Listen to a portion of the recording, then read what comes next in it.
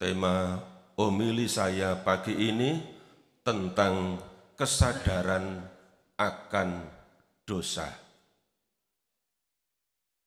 Para saudara-saudari yang dikasihi Tuhan, setiap orang punya dosa. Setiap orang berdosa. Berapapun volume, banyaknya dosa, masing-masing berbeda. Tak satu pun yang tidak berdosa. Namun masalahnya Bapak Ibu, saudara-saudari yang dikasihi Tuhan, apakah masing-masing sadar bahwa dirinya berdosa? Apakah saya sadar bahwa saya adalah orang berdosa? Apakah saya sadar bahwa saya ternyata punya banyak dosa? Ini Bapak Ibu, saudara-saudari yang dikasihi Tuhan. Kesadaran bahwa diri kita masing-masing adalah orang berdosa. Mari kita lihat apa dampaknya kalau kita sadar bahwa kita adalah orang yang berdosa. Dikisahkan dalam Injil tadi, Yohanes bab 8 ayat 1 sampai dengan 11.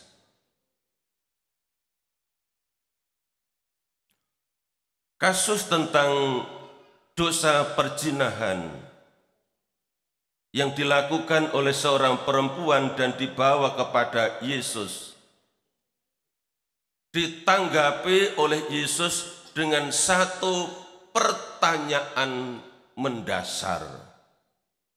Dan mungkin pertanyaan ini yang mengejutkan mereka, ahli-ahli Taurat dan orang-orang Farisi. Dikatakan tadi di ayat 7. Siapa saja di antara kamu tidak berdosa,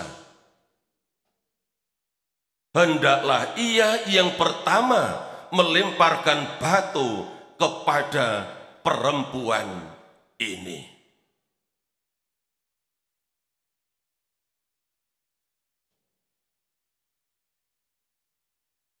Pertanyaan ini menjadi refleksi mereka.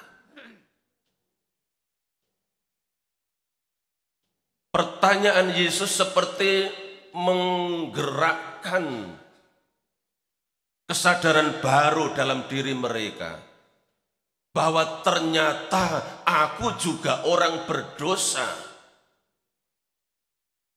Yang selama ini aku menganggap suci, menganggap lebih hebat, dan sebagainya. Perhatikan di ayat 9. Tetapi setelah mereka mendengar perkataan itu, atau tepatnya pertanyaan Yesus, pergilah mereka seorang demi seorang, mulai dari yang tertua. Bapak Ibu saudara-saudari, tidak ada satu kata pun menjawab pertanyaan Yesus. Tetapi tindakan mereka merupakan sebuah jawaban bahwa mereka juga orang-orang berdosa. Karena mereka pergi meninggalkan Yesus dan perempuan itu seorang demi seorang. Jadi tidak rame-rame, satu persatu. Mulai dari yang tertua. Tidak jadi menghukum, menghakimi perempuan itu dan merajam dengan melempari dengan batu.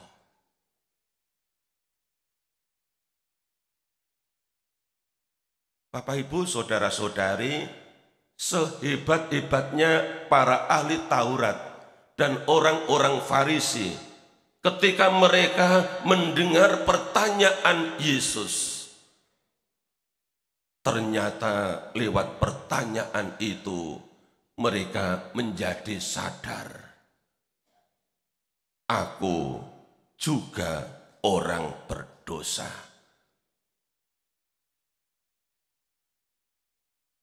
Kesadaran seperti itu, Bapak Ibu, saudara-saudari yang dikasihi Tuhan, yang juga perlu kita miliki. Kita bukan orang-orang hebat. Kita orang-orang yang rapuh, yang lemah. Santo Agustinus bilang, selama kita hidup dalam daging, kita tidak pernah tidak melakukan dosa. Masalahnya, apakah kita sadar bahwa saya adalah orang-orang yang berdosa? Saya adalah orang yang berdosa. Lantas bagaimana caranya supaya saya menjadi orang yang sadar bahwa saya pun juga punya dosa. Saya pun juga punya banyak dosa yang saya kumpulkan sekian minggu, sekian bulan, sekian tahun.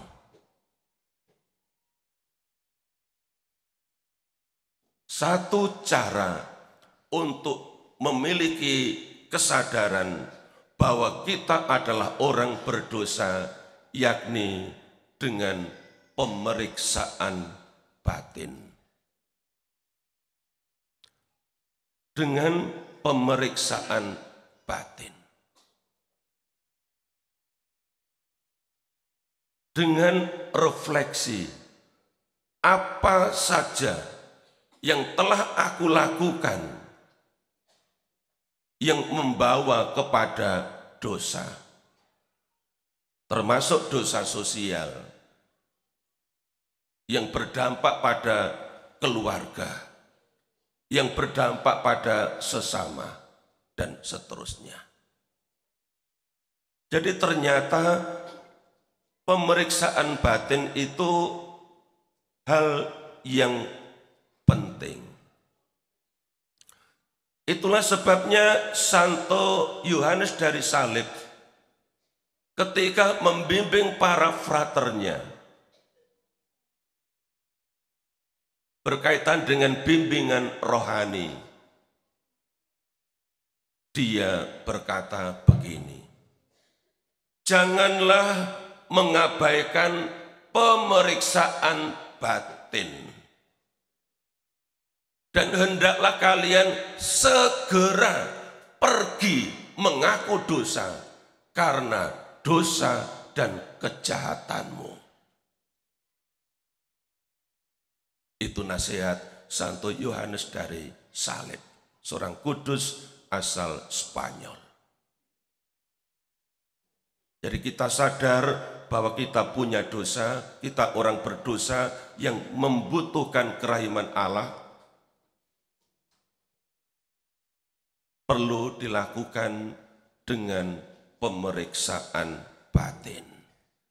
Dan seperti yang dinasihatkan oleh Santo Yohanes dari Salib, ya, segeralah pergi mengaku dosa. Supaya apa? Enggak lupa. Kalau pemeriksaan batin sekarang, ya, pengakuan dosanya bulan depan sudah lupa. Selain sudah lupa, sudah bertambah. Ya, jadi supaya sesegera mungkin, maka baik kalau sebelum merayakan sakramen tobat lebih dahulu melakukan pemeriksaan batin. Itulah sebabnya setiap jadwal sakramen tobat di paroki kita 15 menit pertama adalah ibadat tobat untuk membantu umat merefleksikan diri, memeriksa batin supaya pada saat merayakan sakramen tobat tidak bingung. Ya, sudah duduk di depan pastor diam saja. Ya, karena tidak tahu mau mengatakan apa. Dan mau mengatakan apa karena tidak melakukan pemeriksaan batin. Ya, maka penting melakukan pemeriksaan batin sebelum merayakan sakramen tobat, dan ini penting kita lakukan menjelang pekan suci, menjelang hari raya Paskah yang akan datang. Tuhan memberkati.